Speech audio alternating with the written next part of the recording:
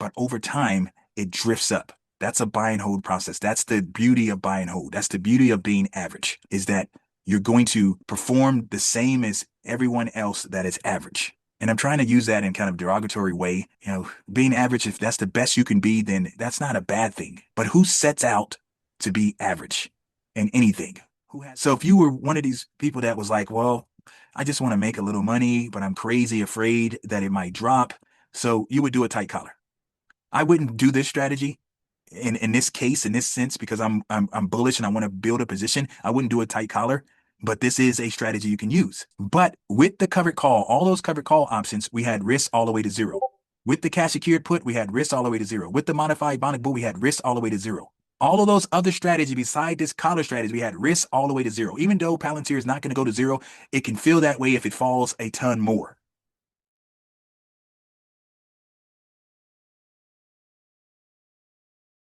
What I want to talk about is using the safeguard strategy to protect yourself in this volatile market that we've been dealing with in 2026 or any time frame, but right now we talk about 2026.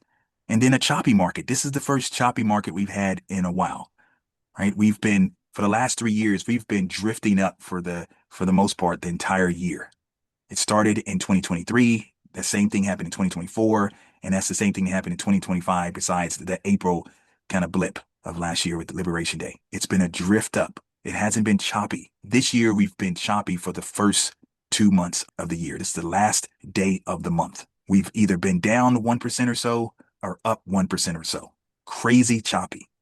But it's been a challenge for some, right? It's been a challenge for some, depending on the type of strategy they've been in and depending on how they have handled the choppiness, how it handled the volatility. If you trade the safeguard strategy, when volatility is escalating, it's going up, just let it play out. Just let it play out. It's the safeguard strategy is geared around buy and hold. If you do a traditional buy and hold, let's just say you put your monies into the SPY ETF and you forget about it.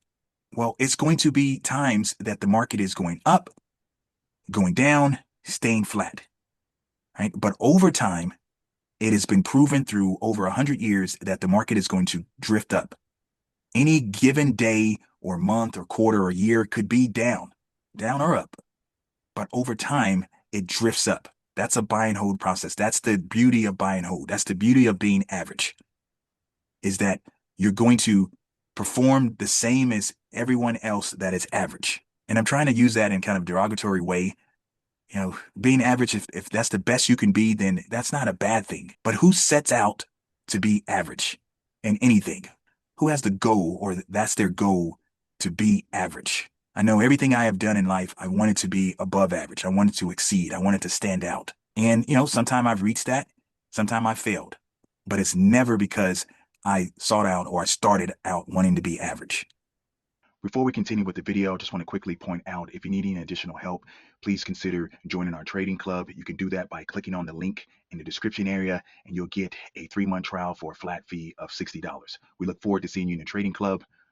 Back to the video. So with the safeguard strategy, we take that average approach, that buy and hold, and then we try to add gasoline to it. We try to put it on steroids to make it better. An example of that is that when the market goes down, we want to outperform. And what that means is that we want to go down less, right? So if the market's down 1%, we want to be down less than that. If the market's down 10%, we want to be down less than that. If the market's down in a bear market like a 20%, we want to be down a lot less than that. And then if the market is up, our goal is to be up more than the market, but at the very least be the same as the market. And so if you can accomplish that, overall, you're going to be better, because when the market drops, if you're down less, and then if it goes up and you at the very least equal what it is to the upside, you're going to outperform. And outperforming just a percent or two can be huge over time. We're not trying to do that, though. Obviously, we're trying to outperform in a significant amount. But the safeguard strategy is buy and hold on steroids. We use these 4 strategies that you can see on your screen here to do that, and we strategically try to use them. The cash secured put, the Bionic Bull, the covered call, and the collar. And you have to understand these 4 strategies as best you can as to the point, if this is going to be your strategy, this is going to be your type of career, you want to know them in and out. You want to be an expert at these 4 strategies. So you can strategically kind of place them in different markets, especially in the market that we're in right now, this kind of choppy, volatile market that can shoot up or can go down a lot to, let's say, 10, 20% down. Me personally right now thinking that the market is going to go down a correction. It's going to go down 10% from its highs. It's barely, maybe 2% or so away from its highs right now. But if that's the case, how can you strategically use the safeguard strategy to help protect yourself in this type of environment? So let's go and let's break this down a little bit.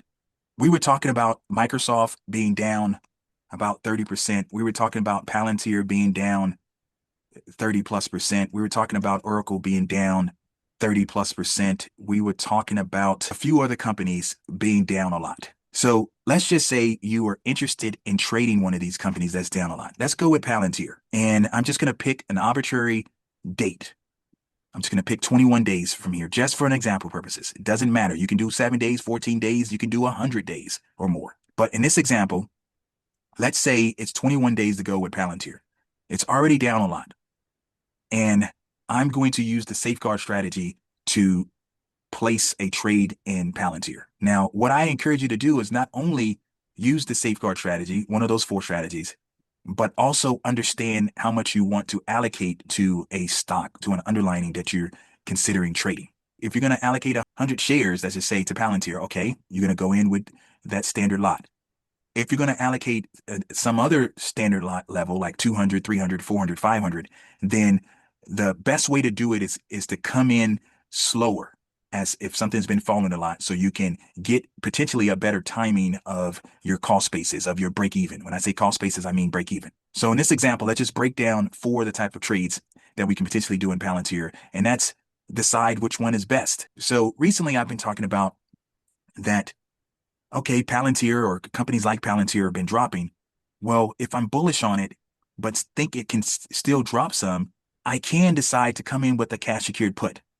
And so if I went down here and I just say I went and I sold something at the 120 strike, this is a 17 delta here.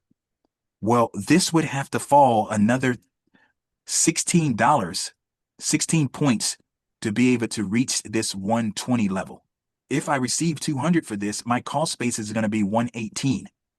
Right? So you take the $2 and you subtract it from the 120, that will be my cost basis, my break even. So it would have to drop a ton. So if we kind of do some quick math and we take 118 divided by 136, what it's trading at right now, minus 1, it's going to be another 13% down for this stock to hit that levels. That's a good entry point. That's a good entry point, and especially if you anticipate having, I just say 200, 300, 400, 500 shares in this. Well, you start off with 1 here. You start off with 1 cash secured put. If you have to take ownership of it, okay, great. Now you do another one that's further down. Now your cost basis is becoming better. If you miss the trade, let's just say the stock shoots up, then that's the risk you have with doing a cash secured put, because the most you can make is the credit that you receive when you do the trade. So you're risking opportunity costs. If you are afraid of that, you can do the next type of strategy I'm going to point out, and that's a Bionic Bull or a modified Bionic Bull. In this case, I'm going to talk about the modified Bionic Bull. Now, if I was going to think that it can jump back up a decent amount, let's just say we decided we're going to buy this 139 with 21 days to go, can easily jump up to there. It's almost 100% chance it's going to touch this 139. And then let's just say we wanted to, we thought it was going to go to, it could potentially jump up $10. So to this 146. Right? It's a 64% chance it's going to touch this 146 in the next 21 days based on the probability of touch of this delta. Probability of touch is 2 times delta. So 32 times 2 is a 64% chance it's going to touch this 146 strike. So if we did this, it would be a debit down here, and a modified Bionic Bull is always for credit, or should always be for credit. So in this case, we have to adjust this trade sum to make sure we can get a credit. So we're not going to be able to be at this 120 like we did with that cash secured put and have a cost basis of 118. We're going to have to bring this up some. And so let's just say we decided we were going to bring it up to the 125, to this 24 delta. Well, that's going to give us a credit now. It's not going to give us a big credit, but a credit nevertheless. But instead of being able to make $200 with that cash secured put, we can make up to a little over $700 over the next 21 days in this example and have our cost basis just under 125 at 124.87. So we still have to drop about $12, $12 to $13 before we would have to take ownership of these shares. This is a strategic process. This is thinking of the strategy that works best with your assumption, best with your take, and trying to anticipate maybe it could continue to drop. But if it doesn't, in this example, you can have more upside if it kind of bounces back too fast. And Palantir is one of those companies that it can bounce back too fast. But let's go on to a third strategy. And let's just say you didn't want to do that cash secured put or this modified bond pool. Let's say you were looking at potentially a covered call. Well, you can do a number of different versions of a covered call, like in the money, at the money, out of the money, right? But let's look at two versions here. Let's look at the at the money one. If we sold this covered call, we did what is called a buy right. We buy the shares and at the same time we sell the call. That's called a buy right. You're buying the shares and you're writing the call. You're selling the call. That's a right. When you sell a call, you're writing the call. It's like creating a contract. Okay. It's not kind of like, it is. Okay. Now, if you did this, you can make it just as much as that modified Bionic Bull, and your cost basis would be 129, just under 130. So the modified Bionic Bull, you can make about $700, but your cost basis would be just under 125, 124 something. The cash secured put, your cost basis, you can only make 200, and your cost basis would be about 118. This is the cover call at the money. You're trying to anticipate a potential drop perhaps, but it could jump up. If this jumps up, the most you can make is $700 in the next 21 days. Not bad. Not bad. If you decided to do a cover call that's more out of the money and not at the money, let's just say you decided you were going to go to a 30 or at around a 30 delta. Let's say this 31. Just say it's a 30. Well, now you're going to collect about $300.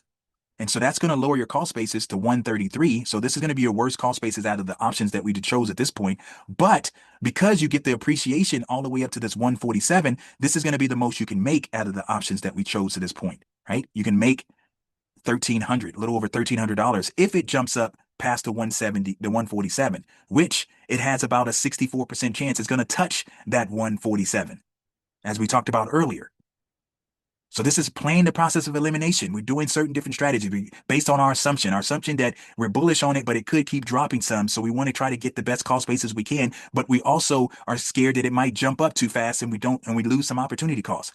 So you have the most opportunity cost loss potential with that cash secured put. A little less with the modified Bionic Bull, a little less with the covered call at the money, and a lot less with this covered call that's out of the money at the 30 delta. Now, the fourth option that we can do is what is called a collar strategy. When you do a collar, what you're doing is a covered call and then you're buying a put. So if we decide that we were going to sell this call at the money, like we were doing before, and let's put it like right there. And then what you do is you take those monies that you're receiving for the call and you buy a put for no more than what you receive for the call. So in this case, 675. So if we wanted to, we can buy a put for this 136 strike. This is what we call a tight collar. A tight collar here. So you're only collecting $15, $12 to $15. The most you can make over the next 21 days is $126, but the most you can lose is $74. So if you were one of these people that was like, well, I just want to make a little money, but I'm crazy afraid that it might drop. So you would do a tight collar. I wouldn't do this strategy in this case, in this sense, because I'm bullish and I want to build a position. I wouldn't do a tight collar, but this is a strategy you can use. But let's do a little bit more of a wide collar. Not as wide as that covered call that we did, but let's do a wide collar. So let's just say we decided we're going to go to at around the 40 delta. So this 143 on the call side. That's giving us about $455. So we're going to buy a put for less than that. So let's just say we decided we're going to buy this put for at the 125 strike. So in this example, we're collecting 178. We have the potential to make just as much as the ones we were talking about before, except that covered call at the 30 delta, that was like $1,300. But we can make it just as much as the covered call at the money, and just as much as that modified Bionic Bull. In this case, we can make as much as $700, a little over $700, $757 here. But with the covered call, all those covered call options, we had risk all the way to zero. With the cash secured put, we had risk all the way to zero. With the modified Bionic Bull, we had risk all the way to zero. All of those other strategies beside this collar strategy, we had risk all the way to zero. Even though Palantir is not going to go to zero, it can feel that way if it falls a ton more. With this collar, you have minimized, you have limited your downside. The most you can make over the next, or lose, I should say, the most you can lose over the next 21 days is just over $1,000. So your risk reward is a pretty balanced here for the most part. You can make a little over $700. You can lose a little over $1,000. This is the collar strategy, and you're anticipating potentially that it can drop some more. You're also anticipating that it can jump up. You've been watching this stock and you're bullish on it, and you want to kind of scale into it. You want to try to find the best entry point, and it's never your first shot at it. So if you're going to have 200, 300, 400, 500 shares, you go in with just 100. Then as it continues to drop, you add another 100. If it continues to drop, you add another 100. This is how you spread out your risk, spread out your break even, spread out your cost basis with these strategies. Using the safeguard strategy to protect yourself in a volatile market, in a choppy market like the one we're in right now. This is the process that you can use. It's a process of elimination. It's a process of discovering which strategy works best for you at that moment. You do not have to do the same strategy each time. You're just building a position in an underlining in a company that you admire, that you want to own for a long period of time.